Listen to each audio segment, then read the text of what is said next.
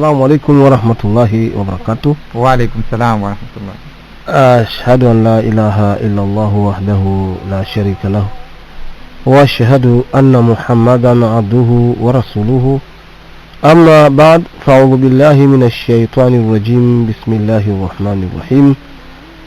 الحمد لله سميع العليم، والصلاة والسلام على رسوله النبي الكريم وعلى آله wa ashabihi ajma'in. Karibu sana katika ule uwanja wetu wa kubadilishana mawazo na kuelimishana na kukumbushana baadhi ya mambo yanayohusu jamii yetu kwa ujumla, lakini katika mtazamo wa dini tukufu ya Kiislamu.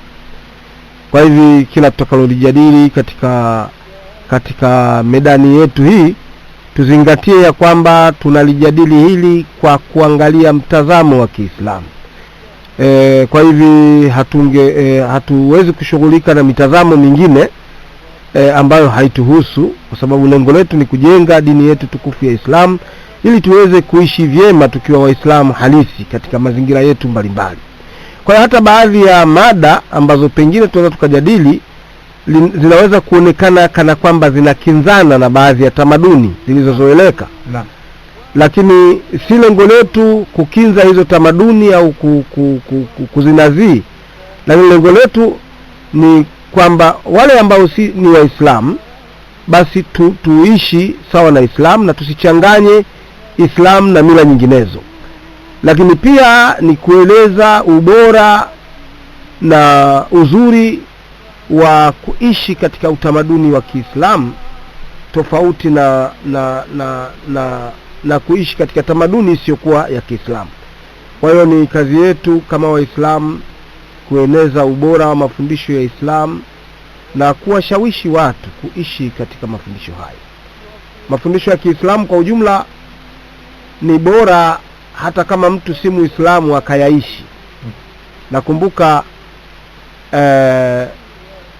mwandishi wa zamani wa Kijerumani anaitwa von Goethe. Ni mtu maarufu sana. Hata pale Dar es Salaam kuna taasisi fulani inaitwa Goethe Institute. Ni taasisi ya Kijerumani. Ni taasisi ya mambo ya utamaduni na vitu kama hivyo. Ni mwandishi, mwana falsafa na mwana tamthilia, mwana fasihi wanasema. Aliwahi kuandika, alipoisoma Qur'ani kwa mara ya kwanza, akaandika kwamba kama Uislamu wenyewe ni huu, mbona sisi wote ni Waislamu? Yaani kwamba walipokuwa wanaishi wazungu, yeye alikuwa hajui Uislamu ni nini. Aliposoma tafsiri ya Qur'ani ile, akasema kama Uislamu ndio huu, mbona sisi wote ni Waislamu? Kwa hiyo ananikumbusha maneno ya Hadhrati Imam Hussein radhiallahu anhu, ambaye aliwahi kuambia watu kwamba hata kama amumtaki Mwenyezi Mungu, basi ufuateni Uislamu ili muishi vyema katika dunia yenu mnayoipenda. Kwa hiyo ukifuata Uislamu, hata ile dunia yako unayoipenda utaishi vizuri. Kwa sababu Uislamu unafundisha kutunza ahadi, inafundisha kuwa mwadilifu, inafundisha kuishi kwa amani. Kwa hiyo hata kama hutaki kuamini Uislamu, basi adapti ule mtindo wa Uislamu katika maisha yako. Utaona jinsi maisha yako yatakavyobadilika na utakuwa mtu tofauti. Kwa hiyo leo tuko katika dhana moja inayohusiana na mambo ya shughuli mbalimbali za kijamii. Kwa mfano katika ndoa, katika misiba, kunakuwa na jambo kidogo linaloshangaza. Ingawa ni jambo linaloonekana la kawaida sana na limezoeleka, lakini linashangaza. Wazungu wanaita common wonders. Ni mshangazo uliozoeleka. Yaani kabla wanaita common mistake. Katika lugha kuna common mistake in English, common mistake katika Kiswahili. Unasema Jumatano alafu unasema tena Alhamisi. Wakati maana yake ni hiyo Jumatano. Kwa hiyo ni makosa ambayo yapo. Au mbu unaandika mbu badala ya mbu. Nge inaandikwa nge badala ya nge. Ni common mistake, lakini imekubalika na inafanywa katika jamii. Na hakuna mtu anayeuliza mbona imeandikwa nge badala ya huyu anaitwa nge. Kwa hiyo yako mambo yanafanyika katika katika jamii kidogo yanashangaza, lakini yamezoeleka na yanashabikiwa sana. Inapokuwa kwamba mtu anauguliwa akaomba mchango wa wanafamilia au ndugu marafiki wa karibu, basi angalau mgonjwa wake apate nafuu, au hata yeye mwenyewe anapougua basi ukaitishwa mchango ili ndugu yule akatibiwe, apelekwe hospitali na kadhalika, muitiko wake hauwi mkubwa sana. Lakini mara mtu yule anapotangazwa amefariki, hata mtu aliyekuwa anaona tabu kuchangia nauli ya mgonjwa ya kwenda kumuona mgonjwa, anaweza akaleta magunia ya mchele ili pale papikwe paliwe. Mwingine anaweza kunadi kwamba sanda na usafiri wa marehemu nitatoa mimi. Yaani huruma inakuwa kubwa sana wakati ule, kwamba inaonekana kwamba ndio hata mtu ambaye ameumwa miaka 2 ukwenda kumwangalia, lakini siku unapopewa taarifa kwamba bwana leo yule bwana amefariki, basi utaomba ruhusa kwa barua kazini kwamba nimefiwa na kwenda kuzika. Nakumbuka wakati fulani nilikuwa England, tunafanya vibarua kwenye kampuni fulani.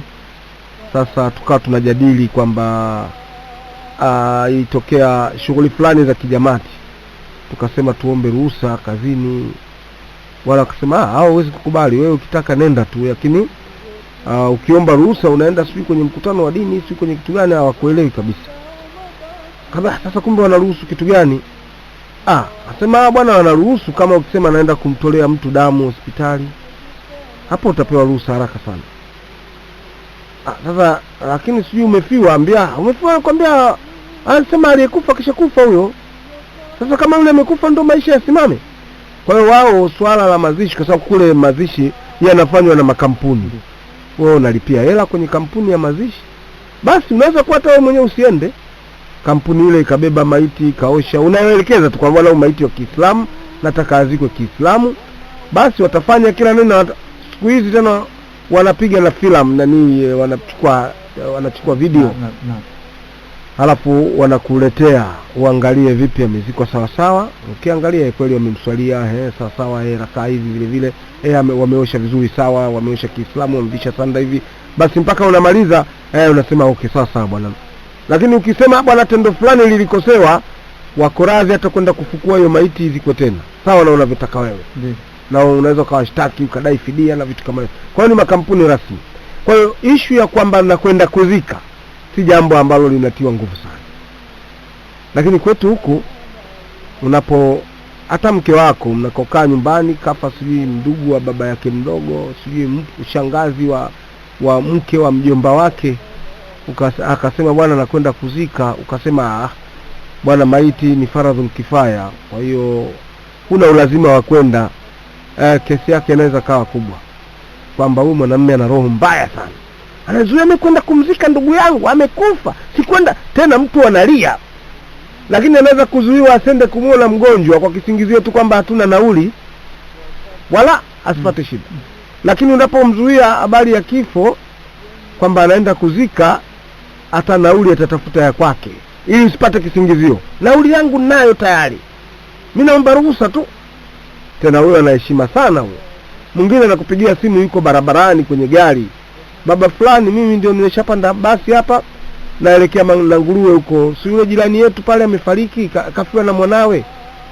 Mbona tukwambia msiba tena nikusubiri mambo ya msiba? Kwa hiyo huu ni Uislamu kweli? Yani tunapotukuza mambo ya msiba, kwa sababu kifo ni faradhi tu. Tena mtume amekiita faradhul kifaya. Faradhul kifaya maana yake watu wakishiriki hata wachache, wengine mnaweza mkaendelea na shughuli zenu, hakuna dhambi mtakayopata. Waila kama hajazikwa yule maiti, dhambi na laana za kutozikwa kwake zitawafikia mpaka wasiomuhusu, yani watu wa mji mzima mtalaaniwa. Lakini kama watu una uhakika watu wapo wa kumzika na kufanya sheria zote za Kiislamu na kadhalika, huna ulazima wa kwenda. Faradhul kifaya manake ni faradhi inayojitosheleza yenyewe. Faradhul kifaya la budda an yufaal, ni lazima ifanyike, lakini sio lazima kila mtu ashiriki. Tofauti na faradhi ya sala na ibada nyingine ni lazima kila mtu asali. Hata kama watu milioni 2 wamesali na mmoja hakusali, yule asiyesali atapata dhambi. Lakini faradhi ya maiti ya msiba, kama watu 5 wameshiriki mazishi na watu 200 hawakwenda, hawa watu 5 wanawakilisha watu wote 200 na thawabu zile zinakuwa na hakuna atakayepata lawama. Lakini tofauti tunavyochukulia sisi kwamba mtu kama hakwenda kuzika, balaa lake linakuwa kubwa sana. Ni kwamba huyu mtu mbaya anaweza akatengwa na kadhalika, kana kwamba ni amekufuru dini. Hilo ni moja katika mambo haya, na ndio maana kwa silka hii tuliyokuwa nayo ya kimila imeonekana watu kusaidia habari ya msiba ni jambo ambalo kwa kweli mtu anaweza kupora hata vitu vya watu. Nimefiwa mimi, anakwenda anachukua mikeka ya watu na nini peleka nyumbani, na amefiwa basi hamna shida, vitu vyote vinakuwa pale. Kwa hiyo kunakuwa na shughuli inayomhusu kila mtu na shughuli ambayo haina maswali. Lakini lingine katika jamii zetu, mimi nimeshawahi kuona kule, wakati fulani nilikwenda sehemu moja ya Rufiji inaitwa Ngorongo. Ngorongo ni maeneo kama unataka kwenda Mloka huko. Basi kule nikakuta kuna kesi ngumu kidogo. Wasichana 2 mapacha wamefanya vizuri sana shuleni, wamefaulu. Sasa wanatakiwa kwenda kusoma sekondari. Lakini tayari walipokuwa shule ilishaandaliwa ngoma ya kuwacheza. Kwa hivi ndugu zao wale wako tayari wawacheze. Sasa hawa wasichana wana mjomba wao kidogo ameelimika. Kwa hiyo yeye akasema hapana, hizi hela mlizochanga kwa ajili ya kuwacheza ngoma, kwa sababu kulisha changwa na pesa. Kuna mtu ameahidi atatoa vitenge sijui doti ngapi, mwingine kaahidi viatu, mwingine ameahidi chakula cha kulisha siku ile, mwingine ameahidi posho ya wapiga ngoma, mwingine ameahidi hela ya kukodi buzuki. Kila mtu ameahidi cha kuahidi, na hela nyingi. Wamesema gharama imeangaliwa pale ilifika karibu 900 na kitu shughuli ile. Sasa yule anasema bwana, hawa wanatakiwa kwenda shule. Na shule hiyo 900 wanaweza akasoma comfortably miaka 2 wote wawili. Bila ya bugudha. Kwa hiyo naomba hizo pesa hawa wanasoma miaka 4. Kwa hiyo miaka 2 mimi nitamalizia mwenyewe, lakini hiyo naomba. Hakupewa shilingi moja. Na wale watoto walifanywa mpango watekwe, wasiondoke kabla ya kuchezwa. Kwa hiyo nikakuta huo mgogoro mkubwa pale. Yule bwana ndio amekuja, alikuwa anakaa Dar es Salaam, ndio amekuja pale. Kwa hiyo mgogoro ile nikakuta hiyo kesi. Sasa sisi wengine unajua tuna midomo yetu iko wazi. Kwa hiyo mimi nikaenda pale kama miongoni mwa washauri, sababu yule bwana alinitaka ushauri na nikamwambia basi twende. Kwa hiyo nikajaribu kuwaelewesha kwamba nyinyi si ni Waislamu, ili mnalofanya ni Uislamu, ndengereko, upagani au kitu gani? Kwa sababu kama wewe ni Muislamu, mambo mengine yasiyokuwa ya Kiislamu hata kama ni ya kikabila, ya kimila, hayaruhusiwi kufanywa. Kwanza Uislamu unaharamisha mambo ya kupiga ngoma na nini. Hapo watoto mnawacheza ili iweje? Kwa sababu hao watoto bado wanafunzi. Na tunavyojua hata hizo mila zenu mnazofanya, anafundishwa mtoto ili aende kwa mume. Hawa mnawafundisha wachezwe alafu waende tena shuleni, wakirudi na mimba mtamlaumu nani? Basi baada ya kuwashona vizuri pale, na baadhi ya kozi kaonekana kumbe koo zetu zina utani na wao, basi nikatumbukiza na utani fulani, nyinyi wakina koo fulani, nyinyi wapuuzi kabisa. Basi kidogo yule bwana akapata afueni, akafanikiwa kuondoka na wale watoto. Lakini hela zile hakuna aliyetoa. Nasema hizo hela sisi tulipanga kwa ajili ya ngoma, kama hakuna basi.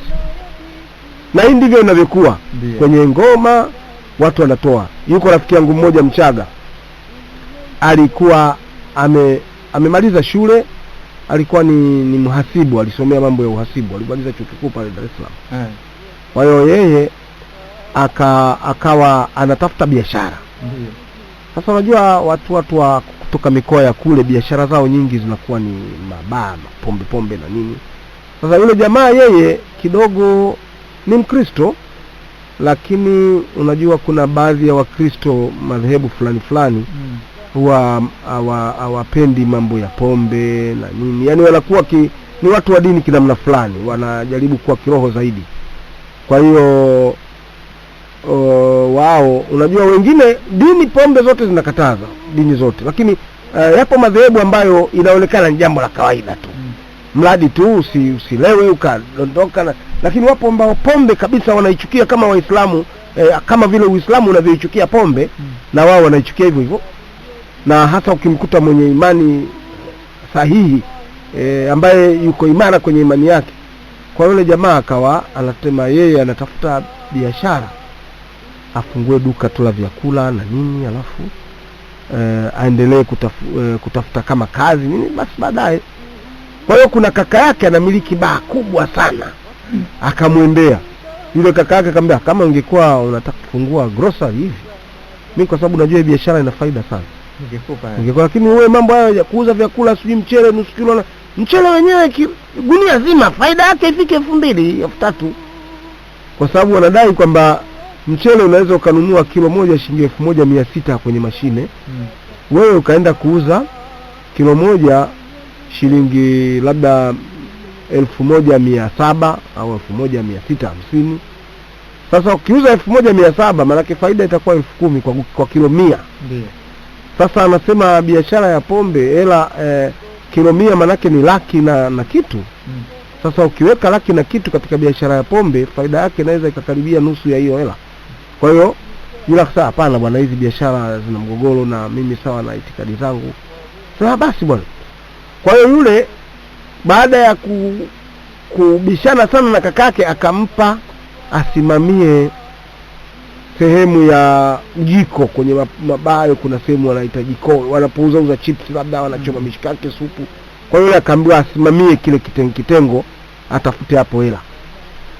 Basi yule bwana akanafanya kini kinyonge, kwa sababu ni pale pale kwenye pombe, na wakati mwingine anakorofishana na walevi, lugha zile na nini. Yeye ni kidogo mtu ambaye anajiheshimu. Kwa hiyo yule bwana akakaa, baada ya kukaa muda fulani akaamua kwamba aoe. Kwa hiyo akatafuta mchumba. Sasa alipotangaza kwamba naoa, iliundwa kamati ya shughuli ile. Na yani watu waliowaendea kuwaomba msingi wa biashara wakamnyima, walikuwa wanaahidi kutoa malaki ya fedha kwenye hiyo shughuli. Sasa bwana walikaa wale mpaka karibu na shughuli imepatikana milioni 7 ya kufanyia hiyo shughuli. Sasa yule bwana alichofanya yeye, akashughulika na yule mwenye yani mweka hazina, sio anaitwa na nini, akawa akamwendesha vizuri tu, akamuelewesha, akamwambia bwana, sasa tunafanyaje? Sema sasa mimi bwana watanichinja. Anambia hamna, hiyo si shughuli yangu mimi. Kwa hiyo cha kufanya bwana, hizo vitu vyote vilivyoambiwa vitununuliwe visinunuliwe mpaka mwisho. Basi mpaka mwisho impatikana hiyo milioni 7, na wameshapanga kitu fulani kitanunuliwa pombe, kitu fulani sio italetwa muziki, kitu fulani itakodiwa ukumbi. Kwa hiyo yule bwana alichofanya akabadilisha vile vitu vyote, ile idadi ya pombe akaipunguza sana, idadi sio aina ya hall waliochagua akachagua lingine na nini, halafu ndoa itafungwa kanisani. Kesho ndio kwenye ukumbi. Basi yule bwana alipofungwa ndoa kanisani, baada ya kufungwa ndoa kanisani, wakapatana na yule mwenye ile kamati apewe zile fedha, kwa sababu vile vitu yeye mwenyewe ndio atakwenda kulipia. Kwa hiyo alitumia ujanja fulani kama ulaghai hivi, akakabidhiwa zile pesa. Basi yule bwana ukumbi aliokwenda kukodi ni ukumbi mdogo sana, wa pesa ndogo sana, sio sawa na hadhi yao, na pombe zilizonunuliwa zilikuwa chache mno, hela kama milioni 5 hivi. Yule bwana alizihifadhi, akaondoka yeye na mke wake, wakaenda maeneo fulani huko ukanda wa nyanda za juu kusini huko, kwenda huko akaanzisha biashara na nini. Basi walimsaka, walimlaani, wakamsaka, wakamshutumu sana na nini, lakini baadaye alikuja kutokea baadaye, lakini wakati akiwa tayari ameshafanya biashara na gari yake na maisha yake mazuri. Kwa hiyo akawa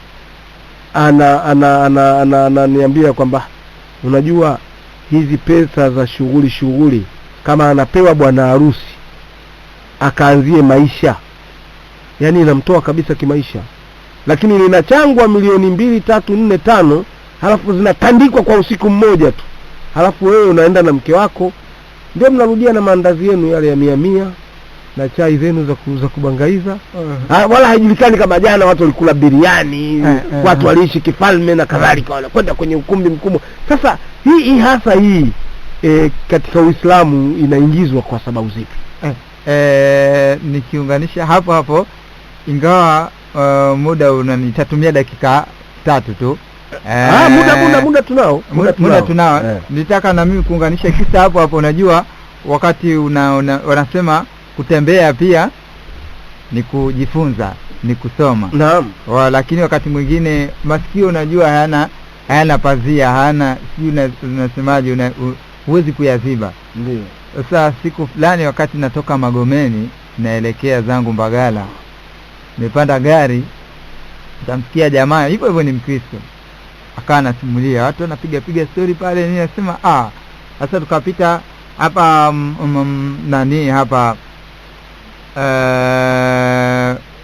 hapa Magomeni ile Mikumi, ukipita Mikumi, ukipita ile ukipita yani hii barabara ya Mbagala kama unaenda Kigogo,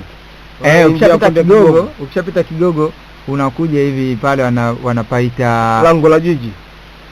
Kama unakwenda Magomeni au unatoka Magomeni, yani unatoka Magomeni ushapita Kigogo, unashusha ile pale, alafu ukishapita Msimbazi Center, ukipita ile Msimbazi kuna kanisa hivi. Sasa wakati tunapita pale ulikuwa na mziki umeshamiri. Ndio. Basi jamaa hapo akachomekea kisa chake, anasema bwana, haya mambo watu wanapoteza gharama. Yani hapo mtu kama anaumwa utangazo mchango basi apate senti 5, lakini kisha kuwa tu kuna sherehe kama hivi basi utapata hela. Lakini mimi niliwakomesha. Anasimulia sema nilitangaza kwamba nataka kufunga ndoa. Sasa wakati nataka kuoa akanichangia, katika kunichangia basi nikamwambia, akatoa kadi ile nini. Kwa hiyo yeye mwenyewe ndio akawa anashare, sema wacheni nishike mimi, maana mimi ndio mwenye shughuli yangu. Mimi ndio mwenye shughuli. Basi nasema kachanga zile hela hapo, kapokea. Mwisho wa siku watu tuende ukumbini, nasema msinipangie hayo. Tukitoka hapa mimi naenda wapi? Nikaishi kwenye nyumba ya kupanga? Hapana, mnaambia. Sasa nasema akachukua zile hela akaenda kujenga nyumba, na nasema hapa ninaporudi naenda nyumbani kwangu ambapo nimejenga nyumba kwa hiyo hela za michango. Sikuweka tu bado marumaru tu, lakini angalau nimejenga napo pa kujihifadhi, sipangi tena mimi. Kwa hiyo ni hali hii ambayo inatokezea kote. Sasa kama ulivyosema, amua tu kubaki, usitake labda kuwa Muislamu, lakini fuata tu yale utamaduni ule ambao unakupa faida. Unakupa faida, sio unaweza unakupa faida kabisa, kwa sababu haya yote yanakatazwa.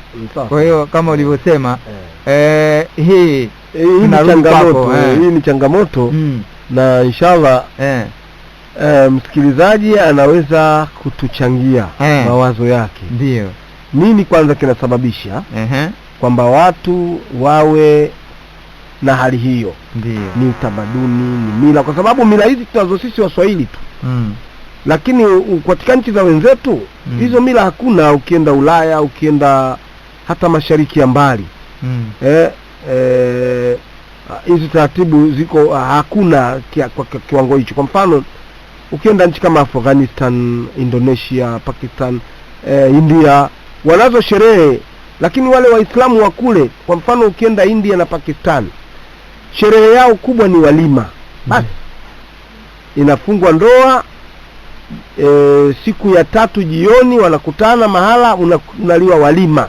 Hiyo peke yake ndio pengine na ambayo ni sherehe ya halali ya Kiislamu. Lakini cha ajabu sisi Waislamu inafanya sherehe siku ya kufunga ndoa. Ndio kitu ambacho kwanza hakitakiwi katika sheria ya Kiislamu, kwamba siku ndoa inatangazwa nyinyi ndio mnaita magoma, sherehe, madufu na nini, wakati ndoa inatakiwa tu itangazwe, lakini sherehe hasa ni walima tu la harusi.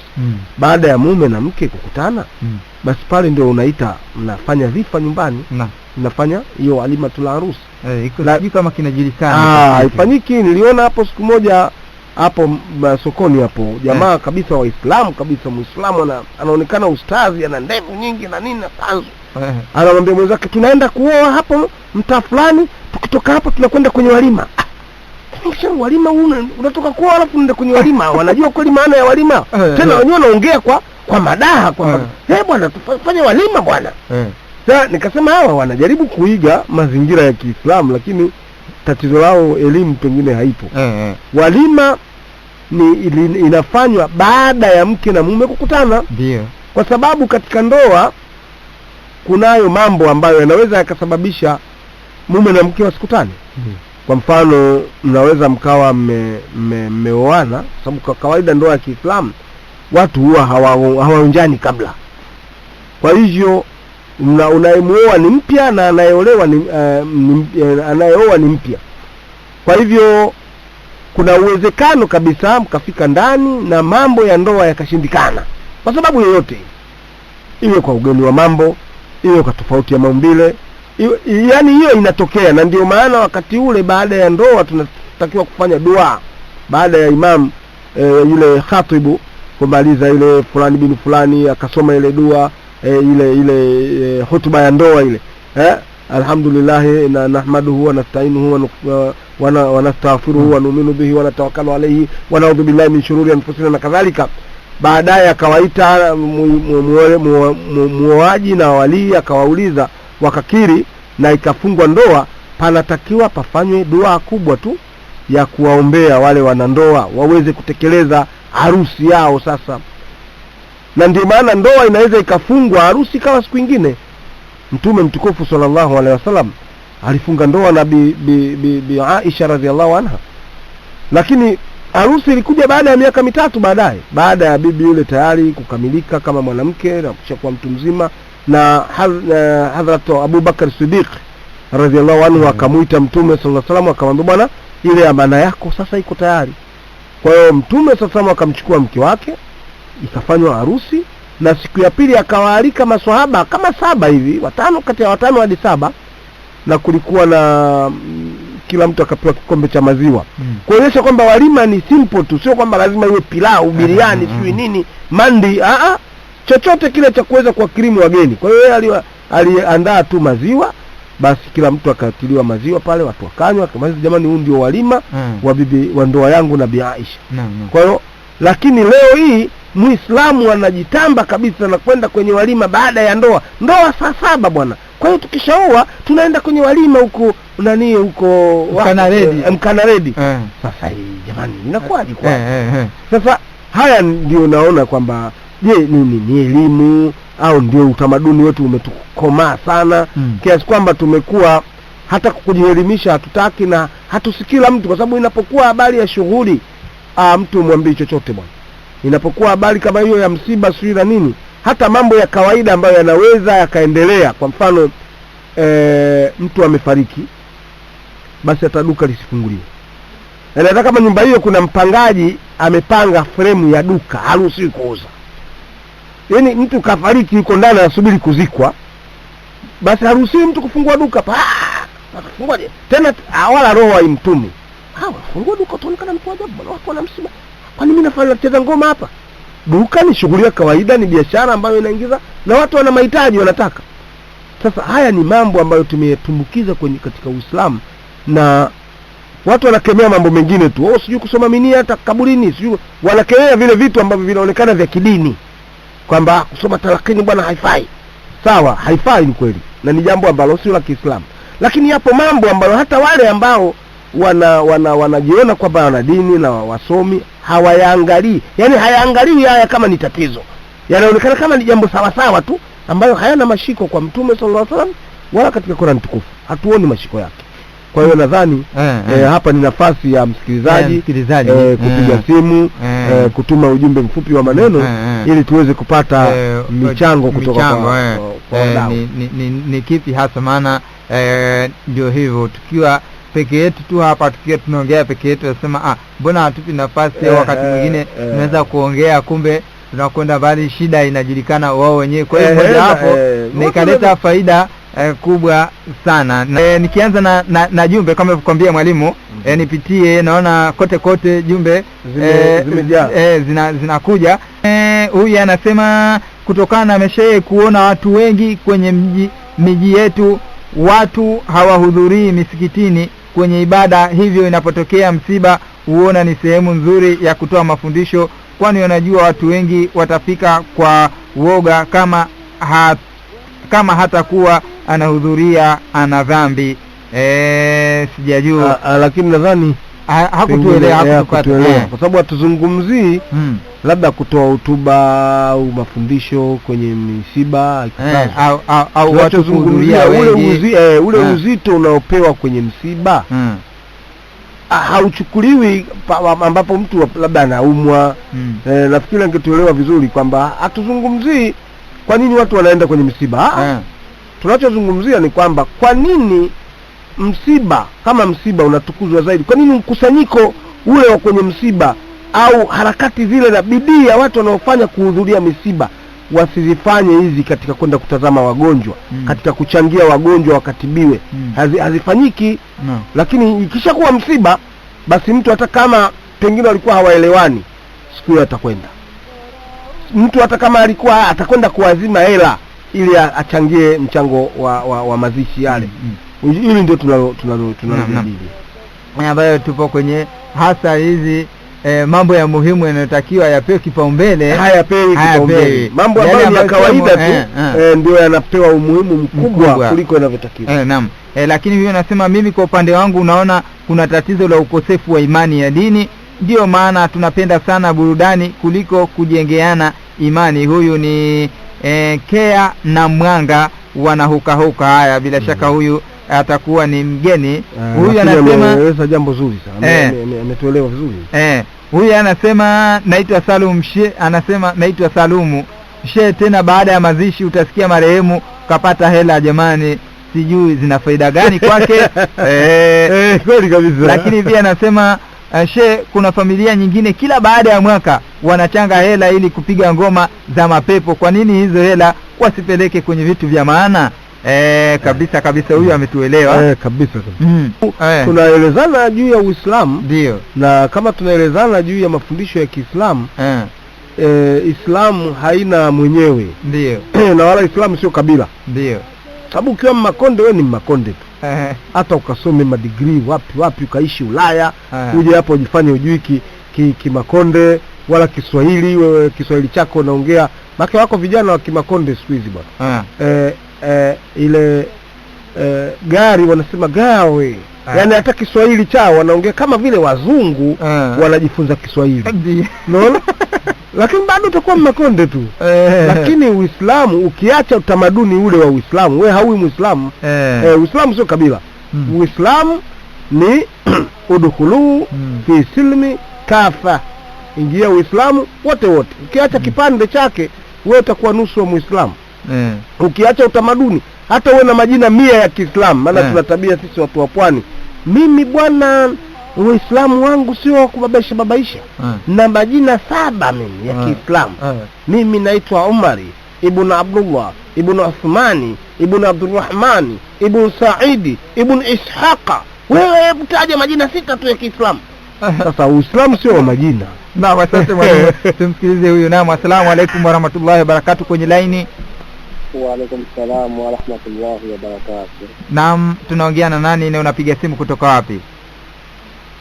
Unaongea na Mr. Chadema kutoka Mnawene. Naam, karibu bwana Chadema kutoka Mnawene. Ila nimechelewa na kikasa hivi sasa, naomba ndio nizungumzie mada leo ipoje. Mada yetu ya leo bwana, tunazungumzia ile tabia ya watu kwamba panapokuwa labda mgonjwa anaumwa au mtoto amefaulu shuleni, unatakiwa michango kwenda kumpeleka, watu wanakuwa wazito sana kuchangia. Lakini inapokuwa kwamba kuna sherehe ya ngoma, harusi, basi michango inakuwa mikubwa. Na mtu anapokuwa mgonjwa, kwa mfano yuko hospitali anahitaji labda kutolewa damu, kuchangiwa pesa ya dawa, watu wanakuwa sio wepesi sana katika jambo hilo. Lakini inapotangazwa amekufa, hata yule aliyekataa kutoa hela ya nauli ya kumpelekea mgonjwa hospitali, siku hiyo atatoa maelfu ya fedha kuleta chakula kipikwe pale, atajitangaza kwamba yeye ndo atabeba gari ya maiti na gharama zote atabeba yeye. Ili sasa tunaona hivi linatokana na nini hili? Mila, kutokuwa na elimu ya dini, au ni nini? Ndio tunataka hiyo mchango wa aina hiyo. Naam. Hapo kwa ninavyoona mimi, Ndio. kwanza kuna bana mbili. Ndio. Unaona? Ukija kwa upande wa kufiwa, kwanza binadamu Ndio. atuamini kuondokewa. Unaona? Ile kwa point. Ndio. Unaona?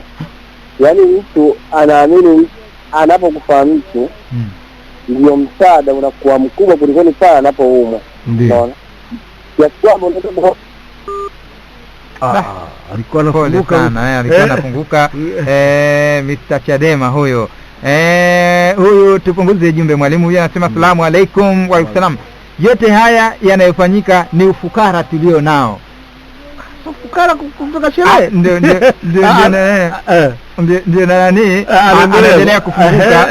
Anasema yote haya yanayofanyika ni ufukara tulio nao. Mtu anafanya shughuli, anamwaga kadi za mwaliko, mwisho zawadi special zinatakiwa. Vikoba pia na michezo, mchezo wa mpeano, ukitaka kukopa unakopa kurudisha kwa riba. Alafu vikoba ni mchezo mbaya, watu wanafilisika kwa kuuziwa vitu vyao. Vikoba ni kamari ya serikali. Huyu hatujamuelewa. Hassan Mwava wa Kanaredi. Yaani huyu alichokuwa anakusudia kueleza ni kwamba huu ni ufukara, na kutokana na ufukara huo ni kwamba mtu mwingine analazimika kukopa ili afanye hiyo sherehe.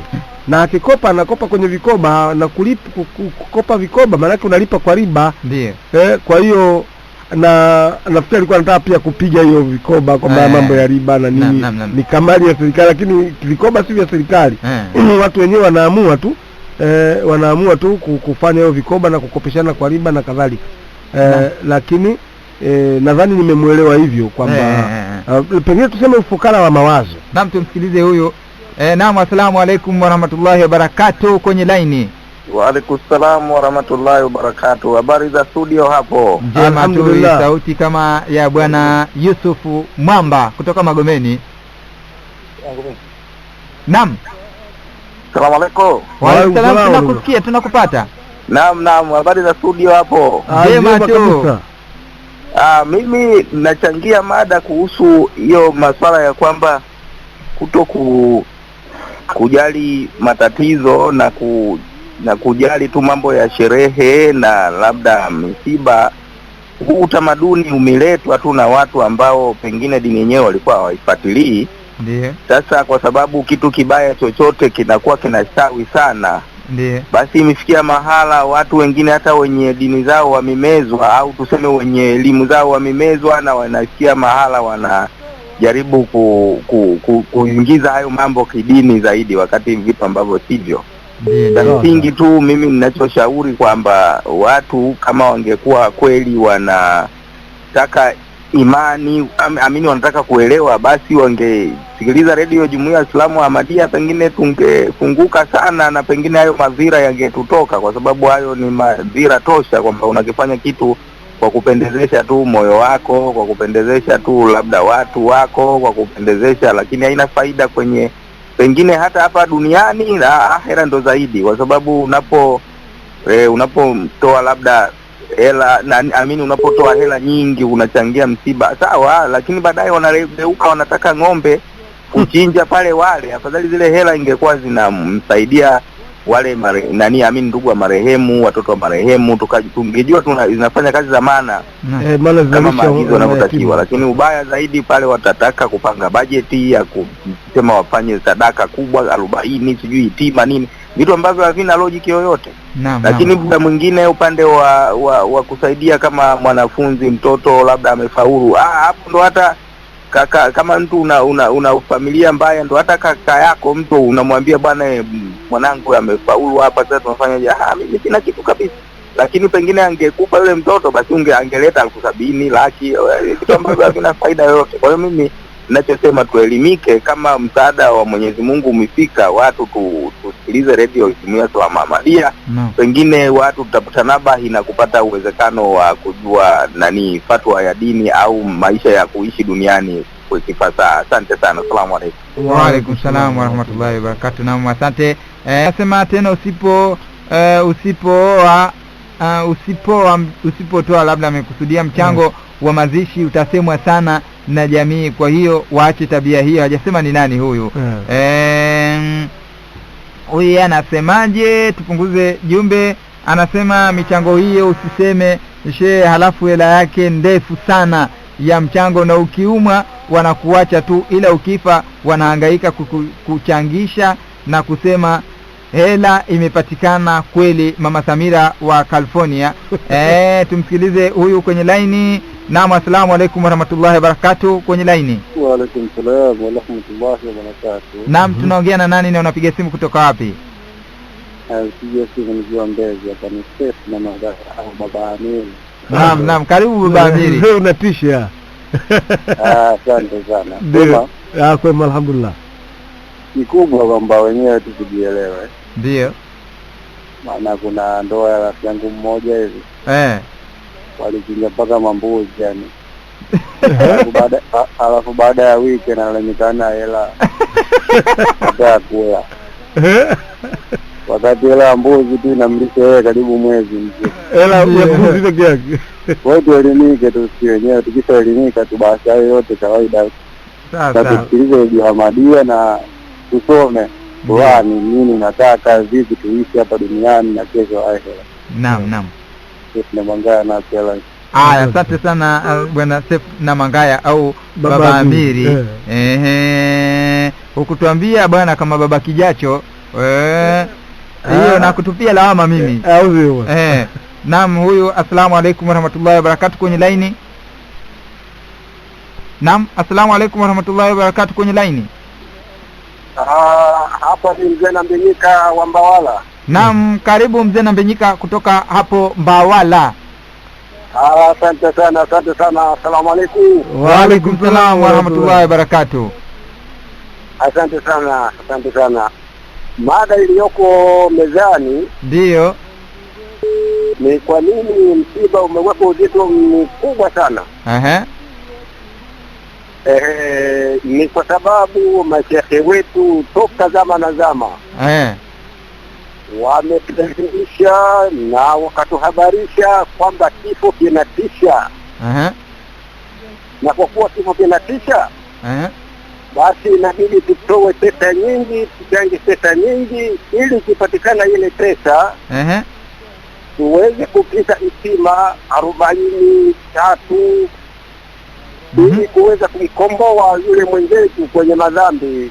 Sasa kwa hiyo ikawa wote sisi hatufanyi ibada, ndio, lakini siku ile anapofikia mwenzetu amepotoka, basi kila mtu anajitahidi kuuza kitu chochote ili mradi akatoa mchango kwa ajili ya yule mwenzetu ili tuweze kumfanyia zile dua za chakula zile.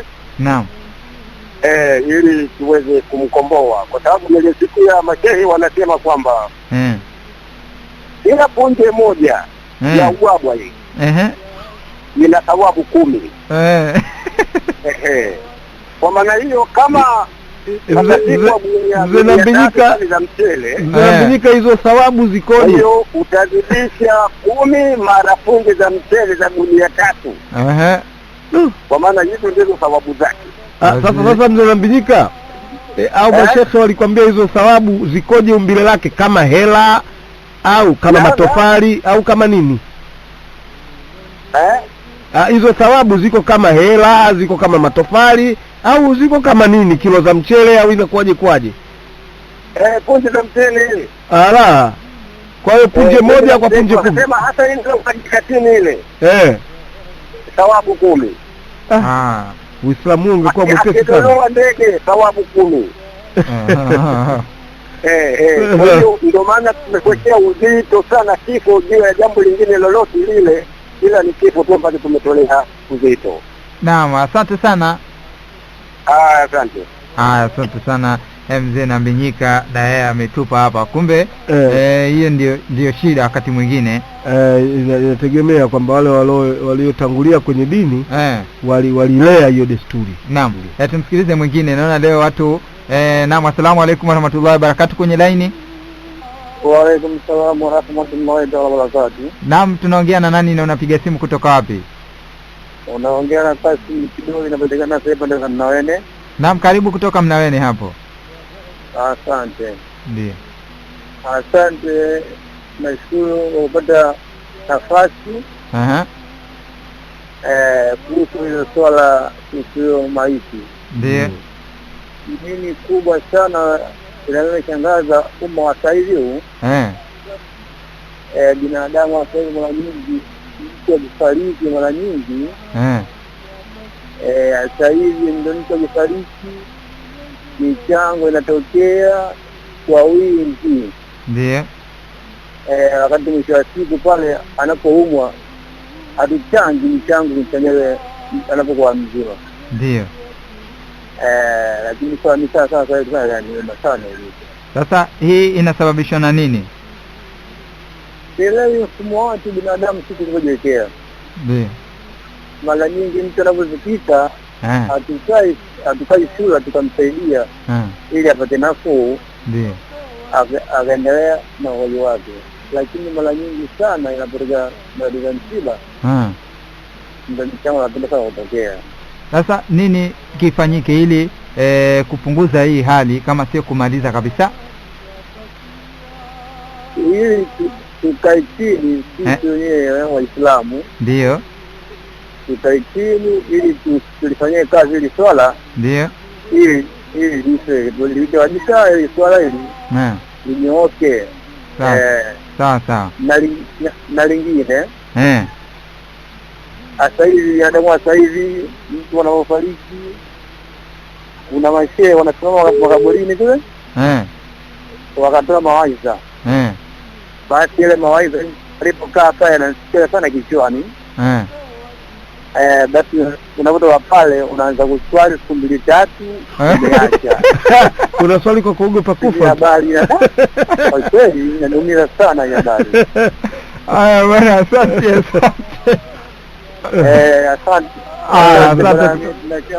Asante sana kutoka hapo Mnawene. Hofu sala 2 siku 2 ya 3 ile siku ya kufa. Unajua ukifiwa unakuwa unaogopa kufa hivi. Sasa shekhe akaenda kule makaburini akitoa, jamani mnaona mwisho wetu ndio huu na nini ukirudi hapo sala 5 lakini siku 3 tu. Siku 3. Kifika siku ya 4 umeshasahau tayari na msiba wenyewe unaendelea na mambo yako. Naam, tumsikilize huyu. Naam, asalamu alaykum wa rahmatullahi wa barakatuh kwenye line. Wa alaykum salaam wa rahmatullahi wa barakatuh. Naam, tunaongea na nani na unapiga simu kutoka wapi? Unaongea na bwana Chadema niko Mnawene. Alhamdulillah, rudi. Naam, njoo tena. Naam. Ndio kubwa hapo naloliona mimi. Ndio. Binadamu wa sasa tunapenda sifa. Ndio. Unaona? Ndio. Tunafanya mambo kwa ajili ya Mwenyezi Mungu, bali tunafanya mambo kwa ajili ya watu wengine. Sawa. Unaona? Ndio. Yaani leo hii unapomsaidia mtu wakati anaumwa. Unaona? Pale anayejua si familia. Ndio. Unaona? Hakuna anayejua. Unaona? Lakini kwenye msiba leo hii unapotoa 100,000 kila mtu atapata habari. Ndio. Hata kama Mbanga alikuja kuzika atapata habari kwamba bwana Chadema alitoa 100,000 katika msiba ule. Sasa. Unaona? Au bwana fulani ametoa milioni, unaona? Kwa vile yeye pale mtoaji yule pale anaridhika na anaona fahari. Sasa. Na hilo sio kwenye msiba. Hata siku itokee kutokea muadhara labda kuna mashehe, unaona? Ndio. Useme kwamba unatakiwa labda msikiti ujengwe, unaona? Ndio. Sadaka zako peleka kwa siri, peleka hata usiku, watu wasione, watu utawapata, unaona? Ndio kusema leteni 500 hapo kwa ajili ya msikiti, basi watu utawaona wengi, unaona? Ili waonekane, unaona? Kwa hiyo swala hiyo mimi naliona siyadifini Waislamu kwamba atumwombe Mwenyezi Mungu, kwa sababu hata vitabu vinasema kwamba unatoa sadaka mkono wa kulia, hata mkono wa kushoto usipate habari. Unaona? Ndio. Lakini sisi tunatoa sadaka ili wanione. Sifa. Unaona? Wewe mwenyewe pale watu wanapokuona unasema wewe mwenyewe yaani unaona muda huo umeshaingia peponi. Unaona? Uko sijui vipo gani sijui. Kumbe sivyo. Unaona? Kwa vile kwa mada hii leo, mada ni nzuri na Waislamu tuelimike, tujue kwamba unapotoa jambo kwa ajili ya Mwenyezi Mungu, ndio basi utalipwa na utoe sadaka kwa ajili ya sifa, watu wakuone, haifai. Sawa. Bwana Chadema na Chairline. Asante sana kutoka hapo Mnawene bwana Chadema, naona tumepata vizuri, alikuwa muda mzuri sana. Kwa pointi ya maana sana kwamba kweli hiyo himo. Malaki mwingine anasema mimi nitatoa gari ya kuleta maiti hapa. Mwingine anagombania kabisa maiti letu kwangu bwana. Ndio. Wakati mwingine hata kwenda kwa waligombana kabisa na marehemu. Tumsikilize huyu kwanza. Naam, asalamu alaykum warahmatullahi wabarakatuh kwenye line. Wa alaykum salaam warahmatullahi wabarakatuh. Ni Juma Rombo hapa Mtiniko. Ndio, karibu kutoka hapo Mtiniko. Asante sana Mwalimu Saibu na Mpimbanga hapo pia. Nawashukuru sana kwa mada nzuri ambayo imesisimua na inasisimua kwa kila mtu katika jamii yetu. Ndio. Mimi kwanza nawashukuru wachangiaji waliopita, nawashukuru sana kina Mzee Nandimika, na mshukuru pia mchangiaji aliyetoka hivi punde bwana Chadema. Ameeleza vitu ambavyo kiukweli vinatuelimisha, na kila mtu nadhani aliyesikia mada yake huyo bwana Chadema ameelimika vizuri. Ni kweli watu wanapenda kujionesha. Ndio. Lakini pia kwa upande wangu ningeomba nikumbushe kisa kimoja ambacho huko Mtiniko kilitokea kuhusiana na masuala ya msiba. Kwamba nimesimuliwa iliwahi kutokea msiba mmoja wakati wa kumalizika mazishi. Ndio. Palifanyika hicho kitu kinachoitwa hitima. Na baadaye ikatokea msiba mwingine tena. Ndio. Ambapo kuna kijana mmoja wa familia akagoma kufanya hiyo hitima. Ndio. Akasema bwana, hapana, mimi naona hizi hela hapana, kwa nini nilichanga na nataka mrudishe tena mchango wenu wakati hii jambo alipo kwenye dini na nini. Basi watu wa kijiji wakamlani na wakataka kumhamisha baada ya kuonekana yule kijana kana kwamba ana msimamo fulani. Ndio. Kwa hivi inaonekana kabisa kwamba kasoro kubwa ni ile aliyosema Mwalimu Mbanga, ni swala la kutokuelewa maana ya fardhu kifaya, maana ya elimu hiyo ya msiba. Ndio. Watu wengi hawajui elimu sahihi ya msiba, na mashehe wanang'ang'aniza hili jambo na wameliwekea vitisho mbalimbali ili lionekane kwamba ni jambo la kidini zaidi. Sasa. Kwa hivi kama watu wasipofanya michango ya aina hiyo ya angalau baba anavyosema zinabindika, basi inaonekana kama ni laana. Sasa. Kwa hivi inafikia pala watu mpaka wanaandamana mtu mwenye msimamo fulani anayeonekana kama kwamba anapinga swala hilo. Sasa. Kwa hivi tatizo kubwa ambalo mimi nashauri ni kwamba watu sikilize Radio Ahmadiyya kama wasemaji wengine na watengenezaji wengine walivyoshauri. Kwa sababu elimu ndio chanzo cha maendeleo yote, ili maendeleo ya nafsi zetu tuongoke na maendeleo mbalimbali katika ulimwengu wetu, ni lazima tupate elimu na elimu sahihi. Sasa. Kwa hivi elimu ya jumuiya kama Ahmadiyya katika redio yetu ya 99.3 nafikiri itatupa manufaa na faida kubwa sana katika kujirekebisha hizi habari au haya maswala. Naam. Sawa. Asalamu alaykum. Wa alaykum salaam. Naam, asante sana kutoka hapo Mtiniko. Nafikiri sasa redio na kuna nini au upepo hii baridi inapeleka mawimbi. Inapeleka mawimbi nafikiri nikipata tena simu moja tu ya mwisho, kwa sababu na dakika hizi pengine jumbe hizi pengine tunaweza sawa, lakini tutaona tukipata tena simu moja tutaangalia mpaka tutakapomaliza jumbe, alafu nani simu ya mwisho na huyu na huyu sasa sijui wapi Nichague wapi? Kuna simu mbili zinaingia pamoja. Sasa naam, tumsikilize huyu kwanza. Naam, assalamu alaykum wa rahmatullahi wa barakatuh, kwenye line. Salamu wa rahmatullahi. Habari za hapo studio Mali? Jema tu, punguza sauti ya redio yako kwanza. Haya, mimi nimerudia tena naongea na Samu Malawi, napiga simu nikiwa tangazo Mnaida. Sawa, karibu kutoka hapo Mnaida tangazo. Haya, kwenye hiyo mada ambayo tunaizungumzia hapo, ndio mimi na Adamu ni kama alivyoongea bwana Chadema kutoka na Wene. Ndio. Ni kwamba sifa ambazo tumejiwekea sisi binadamu. Ndio. Kwa sababu leo kama mimi anaweza katokea mgonjwa kwamba anaumwa hali ya juu. Ndio. Alafu labda kunahitajika kiasi kwamba aende akapatiwe matibabu. Lakini leo hiyo akija kuniambia bwana mgonjwa asimbila sana takiwa angalau shilingi 10,000 ili apate matibabu. Ndio. Basi kunakuwa ugumu mimi kuitoa ile 10,000 hata kama nikiwa nayo, unaona Ndio. Lakini nikisikia kwamba yule mgonjwa amefariki, basi muda huo mimi nitapiga simu, bwana mgonjwa anaumwa, amefariki. Basi muda huo inaweza ikatokea taarifa tofauti. Ndio. Naona? Ndio. Lakini kwamba ni sifa ulivyoiweka kwamba basi mimi yule mtu aliyofariki nikitoa shilingi 10,000 wakati mtu anaona, basi ajua bwana alai bwana ametoa 10,000, alhamdulillah bwana, inasaidia kununua kiloba cha unga inasaidia kununua nyama kwa ajili ya kupika sadaka kwa yule ambaye mgonjwa anafariki, unaona? Ndio. Lakini kutoa hela ikamsaidia mgonjwa, familia yake ikajua kwamba bwana la ametoa 10,000 bwana, imesaidia mgonjwa, amepona, alhamdulillah, tunamshukuru. Hiyo kidogo inakuwa ni mtihani kwetu. Sasa lakini tupo tayari, mtu akifariki basi mdo mimi nitaanza kununua vocha hapa kupiga bwana mtu amefariki, basi mdo nitatoa taarifa tofauti, kila mtu atafikiria kwa alikuwa na simboliwa nini, lakini anauliza kwamba simboliwa nini, alishapata taarifa bwana kwamba kinamsimbua kitu fulani, unaona? Ndio. Kwa hiyo ni ugumu wa maisha na mfumo huu hautaisha kamwe mpaka dunia yenyewe inakufa. Sasa kwa nini hautaisha? Sasa tumalize wewe bwana. Ni mfumo ambao tumejaa kama ninavyokuambia kwamba tunaona hasara, mimi kuchukua shilingi 10,000 nikampa mgonjwa kasaidia, yani ninaona hasara, lakini yupo tayari hapa, alafu mimi nitafanyaje? Basi nitatangaza taarifa kwamba bwana mgonjwa amefariki. Sasa haya, naam, asante. Naona itakuwa mafuta yameisha, lakini yameisha pazuri.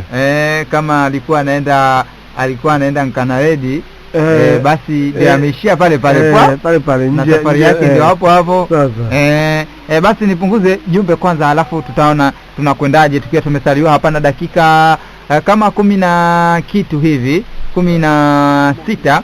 Huyu anasema asalamu alaykum. Wa alaykum salaam. Anasema unajua watu wanageuza itikadi za dini, unajua wengi wanafuata ibada ya msiba, ibada zingine hawawezi. Anasema hivyo. Huyu hajasema ni nani. Huyu anasema Mwalimu Banga, umewahi kukuta sehemu yoyote kwenye familia wanamgombeana mgonjwa? Si rahisi. Hawezi kukuta hiyo.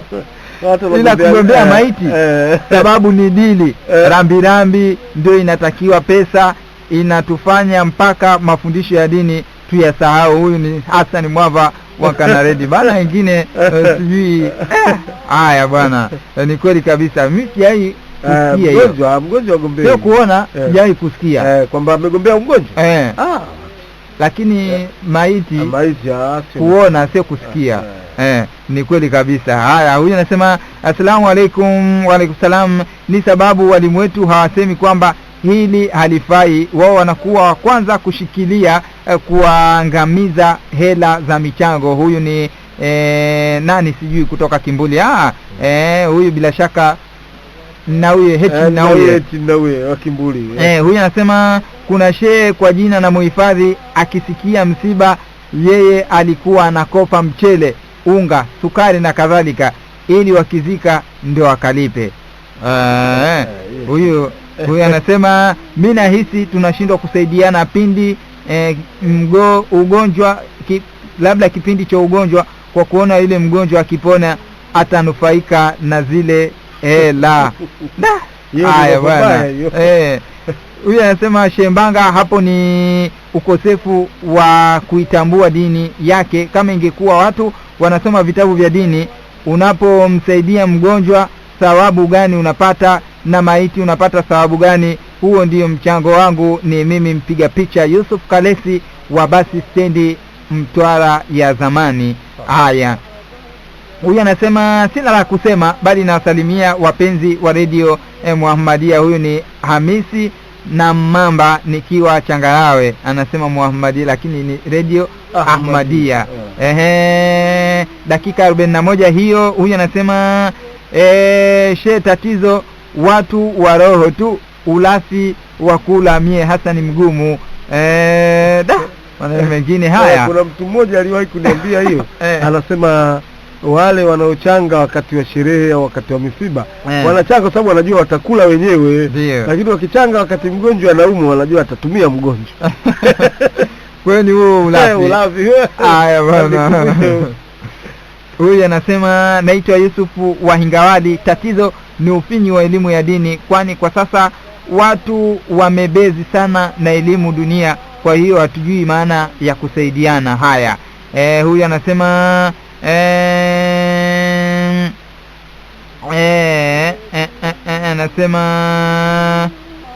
anasema Shembanga, Mungu akujalie kwa kutupa mawaidha. Ali Mpala wa Tangazo bila shaka. Lakini pia anasema sisi tulio wengi hatuna elimu ya dini.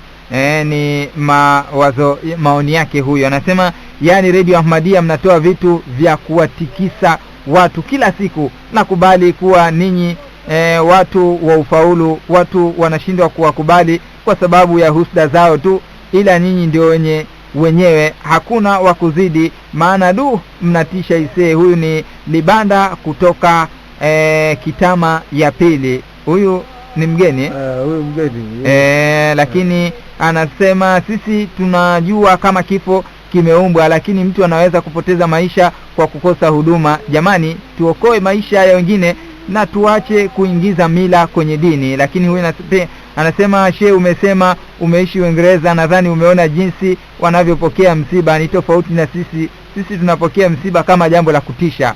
Kwangu naona Uislamu mpya kupitia Ahmadiyya, endeleeni kutupa mwanga, tulikuwa kwenye giza zito. Hajasema ni nani huyu. Asante. Lakini huyu anasema utaona daktari nyingi mazishini. Kama uliniona nimetabasamu. Huyu jamaa amefanya nitabasamu, pengine nionekane kama chizi hapa. Nalo hilo neno hilo. Hajamaliza lakini najua nakuendea kwa na maneno. Anasema utaona daftari nyingi mazishini za mchango, hata unashindwa umpe nani. Huyu ni Ali Salim wa Mdumbwe nako naona upepo baridi hii. Upepo umekwenda.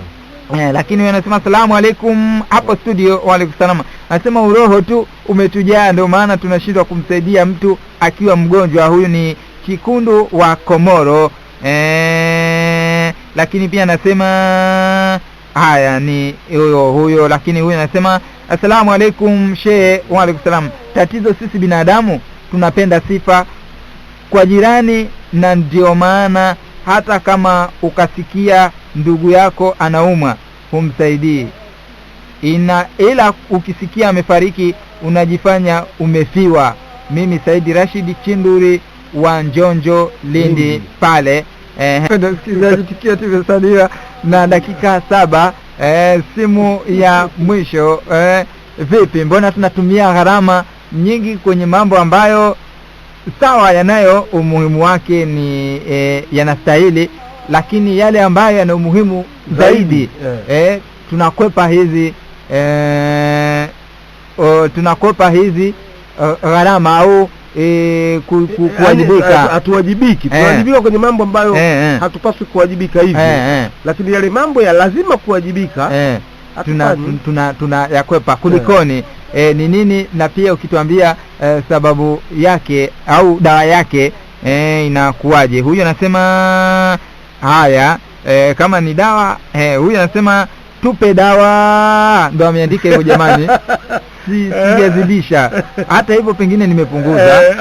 Anasema tupe dawa, tunawapata vizuri sana pande za Kitama tunasikika nako. Upepo kwa mheshimiwa Rajabu na Maleche. Sasa inaonekana upepo umetulia, umerudi tena. Haya, tukiwa tunaangazia mambo mbali ya kijamii sawa na mtazamo wa mafundisho ya dini tukufu ya Kiislamu, na kama alivyosema hapa mwalimu, lakini pia amemnukuu mwanafalsafa mmoja, au anasema ni mwanafasihi kwamba kama Uislamu ndio huu. Sisi sote basi sisi wote ni Waislamu. Kwa hiyo ufaidike angalau na yale yanayoelezwa na dini tukufu Islam, upate faida hapa duniani. Bwana Wolfgang von Goethe. Von Goethe Mjerumani huyo. Mjerumani. Nani namna hiyo kama ambavyo tunaeleza bana. Kuna faida yake unajipatia, lakini huyu anasemaje ikiwa ni dakika 53 hizo? Anasema asalamu alaykum. Wa alaykum salam. Anasema watu wa leo hatukusanyiki kwa mgonjwa, ila tunasubiri afe tu, hapo tutakusanyika sana kwa ajili yake. Huyu ni Salum Mekidadi, bila shaka kutoka pale Kitunda Lindi. Huyu anasema watu wakizika wanataka mpunga tena mbuzi. Huyu ni Ali Mpala wa Tangazo. Wanataka mpunga tena wamezika, wamekuja kufanya kazi. Yaani inakuwa ni, unajua kule Rufiji kuna neno moja wanaita komalio. Ukiita watu waje kuvuna kulima shambani kwako, lazima siku hiyo uchinje kuku au uchinje mbuzi, au utafute nyama yataka kununua upikwe wali hata ubwabwa wa kutosha. Sasa ndio watu waje kula hapa. Inaitwa tunaenda kulima komalio. Kinachoenda kufanywa ni kuliwa, inaliwa chakula. Alafu wanaenda shamba wanalima, ikifika saa 7 wanarudi tena wanautandika mpunga. Unaweza ukajikuta hela unayotoa kuandaa chakula ni kubwa kuliko kipande cha shamba kitakacholiwa. Lakini nasema amelima komalio. Sasa hii komalio inakuja mpaka kwenye mazishi. Komalio haina gani? Namna hiyo. Muda ukiwa si rafiki tena, sisi hapa hatuna la ziada. Kwa niaba ya wenzangu Mwalimu Mbanga, ndio kuna lolote sekunde tu nakupa? Nadhani hakuna. Leo tumefurahi, michango mingi tumepata yenye kuchangamsha akili kabisa. Na inaonekana kabisa leo watu walikuwa makini na kidogo wamebamba.